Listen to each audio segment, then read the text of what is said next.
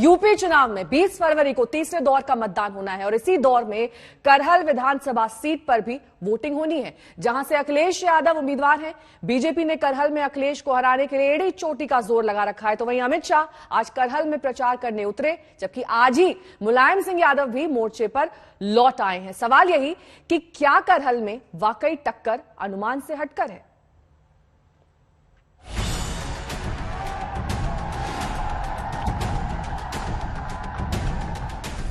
ये मैदान घरेलू जरूर है, पिच भी दोस्ताना है, लेकिन अखिलेश के लिए करहल का मुकाबला उतना आसान भी नहीं जितनी उम्मीद लगाई जा रही थी। बीजेपी ने करहल में अखिलेश की घेराबंदी उसी अंदाज में की है जैसे सिंगूर में ममता बनर्जी की हुई थी।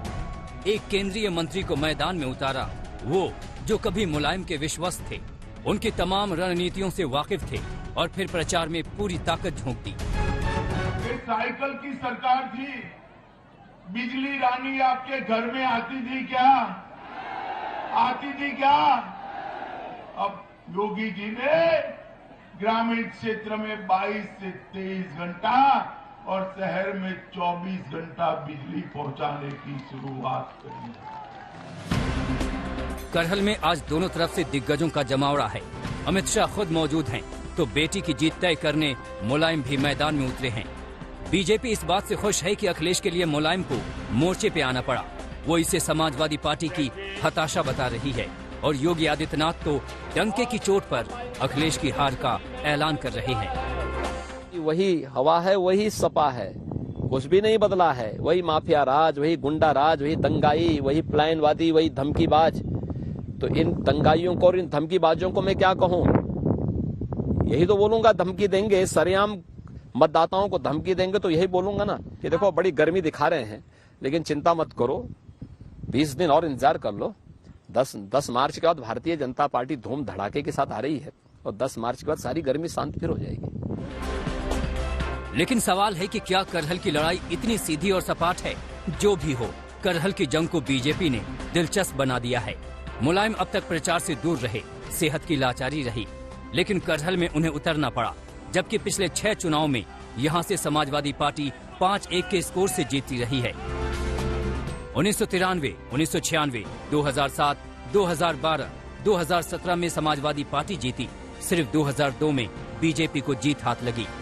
तो मैं विश्वास दिलाता हूँ, समाजवादी पार्टी आपकी उम्मीदों को पूरा करेंगे और आपकी संपन्नता, किसानों की पैदावार, किसान, नौजवान और व्यापारियों को तीनों मिलकर के देश का विकास करेगी समाजवादी पार्टी।